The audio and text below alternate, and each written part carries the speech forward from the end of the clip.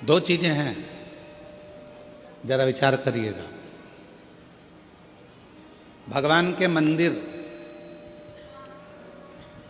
शंकर भगवान के मंदिर में लोग जल चढ़ाने के लिए जाते हैं। शिव जी के मंदिर में लोग जल चढ़ाने जाते हैं। आप लोग जाते हैं कि नहीं जाते? जम के तो बोलो, जाते हैं। ठीक है। शिव जी के मंदिर में यदि आप जल चढ़ाने के लिए जाते हो और आपने अगर शिव महापुराण की कथा को सुन रखा है, तो कथा में बारंबार आपको सुनने को मिलता है कि ये शिवलिंग शिव है, ये जलाधारी माँ पार्वती जी का हस्त कमल है, ये सामने से जो जल बहता है, राइट में गणेश है, लेफ्ट में कार्तिकेय हैं, बीच में अशोक सुंदरी है। शिव जी के ऊपर जो बूंद बूंद पानी टपक रहा है वो शिव जी की 5 लड़कियां जया, विषहरा, शामली बारी, दौतली देव है। ये सारा पूरा की पूरा स्थान शिव जी के सामने से, जहां से जल बहकर जमीन पर आकर नीचे जाता है, वहां पर 33 कोटि देवता विराजमान हैं।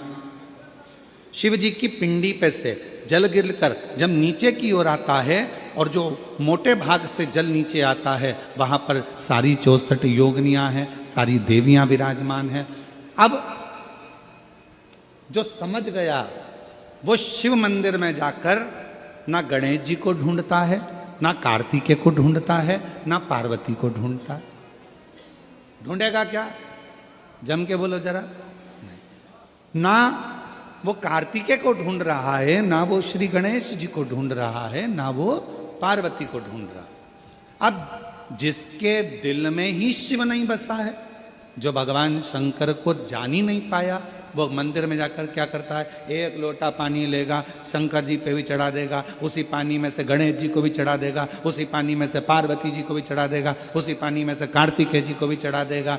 अरे भैया, अगर शिव महापुराण की कथा सुनी है तो शंकर की कथा में आता है, जहां शिवलिंग है, जहां शंकर विराजमान है, वहां जल पूर्ण समर्पित कर दो, सारे देवताओं में अपने आप पहुंच जाता है। उसको देना नहीं पड़ता, उसको पहुंचाना नहीं पड़ता।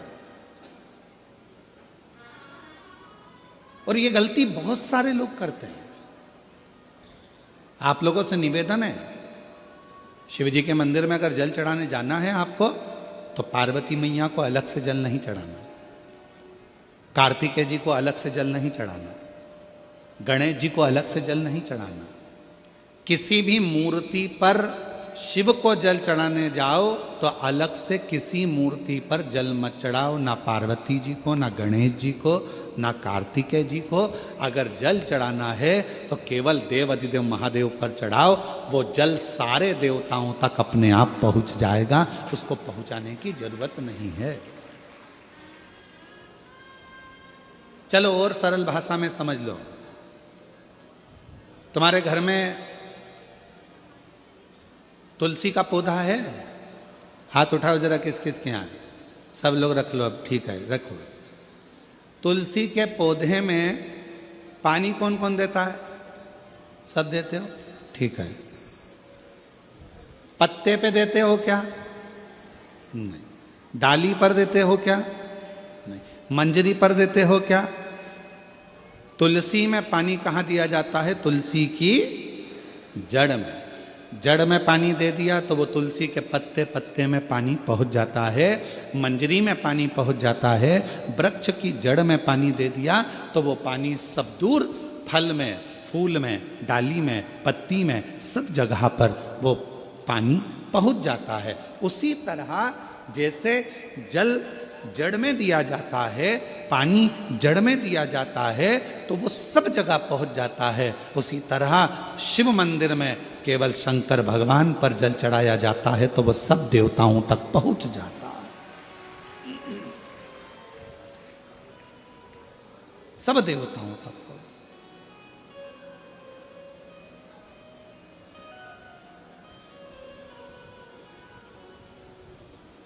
और शंभु शरणे पड़ी, मांगू घड़ी रे घड़ी, दुख काटो दया करी ने दर्शन आपो शंभु शरण पड़ी मांगो घड़ी रे घड़ी दुख काटो दया करीने दर्शन आपो शंभु शरण पड़ी मांगो घड़ी रे घड़ी दुख काटो दया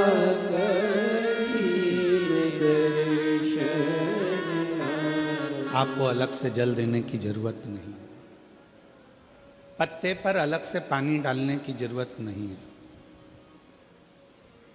डाली में अलग से जल देने की जरूरत नहीं है। केवल जड़ में पानी दीजिए, फूल में, पत्ती में, फल में, सब जगह पर वो पानी पहुंच जाता है। उसी तरह अगर जल देना है तो शंकर जी के मंदिर में कभी भी जाओ, ना पार्वती जी को पानी चढ़ाना, ना गणेश जी को पानी चढ़ाना, ना कार्तिकेय जी को पानी चढ़ाना। अगर लोटा भर के जल चढ़ाना है तो किस पे? महादेव पर चढ़ाना, शिव।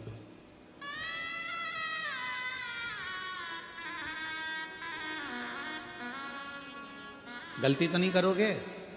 बोलो तो जम के। कहाँ जल चढ़ाओगे? शिव जी पर। अब कई लोग पार्वती जी कपड़े पहनी है, वस्त्र पहनी है, तो भी पानी चढ़ा के चले जाते हैं। गणेश जी वस्त्र पहने हैं तो भी लोग पानी चढ़ा के चले जाते हैं।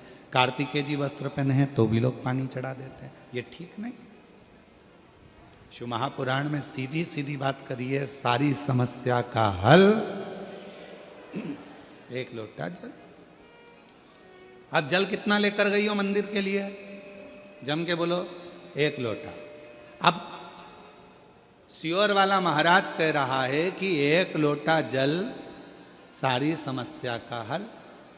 तुम जल चढ़ाते चढ़ाते इतने दिन हो गए, तुम्हारी समस्या का हल क्यों नहीं हुआ? क्यों? क्योंकि तुम पूरा एक लोटा जल शिव जी को दे ही नहीं पा रही हो। आधा जल इधर चढ़ा दूं, आधा उधर चढ़ा दूं, आधा उधर चढ़ा दूं, आधा इधर चढ़ा दूं, तो तुम्हारा तो कहावत ही आदि हो गई कि आधा लोटा जल। वो तुम्हारी तो कहावत ही आदि हो गई।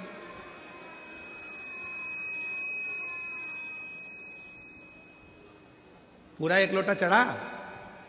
अरे बोलो तो जम के, नहीं चढ़ा, नहीं चढ़ा। इधर पार्वती जी को चढ़ा दिया, गणेश जी को चढ़ा दिया, कार्तिकेय को चढ़ा दिया, और फिर शिव जी को जल चढ़ा रही है। या शंकर जी को चढ़ाने के बाद थोड़ा सा बचा कर इधर भी चढ़ा दूं, उधर भी चढ़ा दूं, उधर भी चढ़ा दूं, मन में रख लिया बचा कर।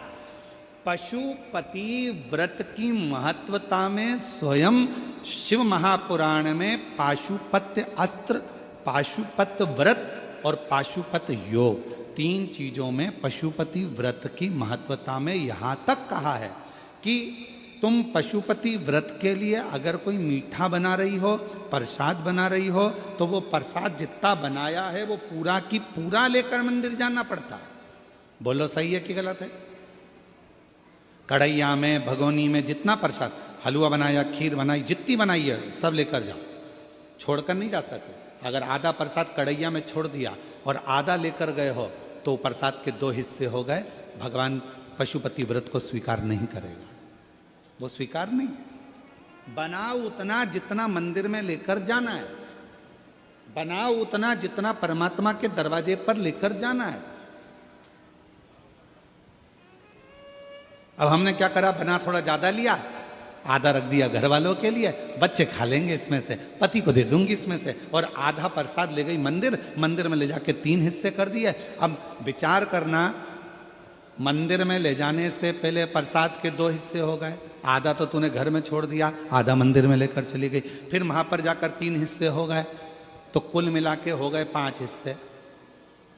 तो मतलब ही क्या हुआ फिर उस प्रसाद? और फिर क्या कर रही है? मैंने 4 बार पशुपति व्रत करा गुरुजी, पर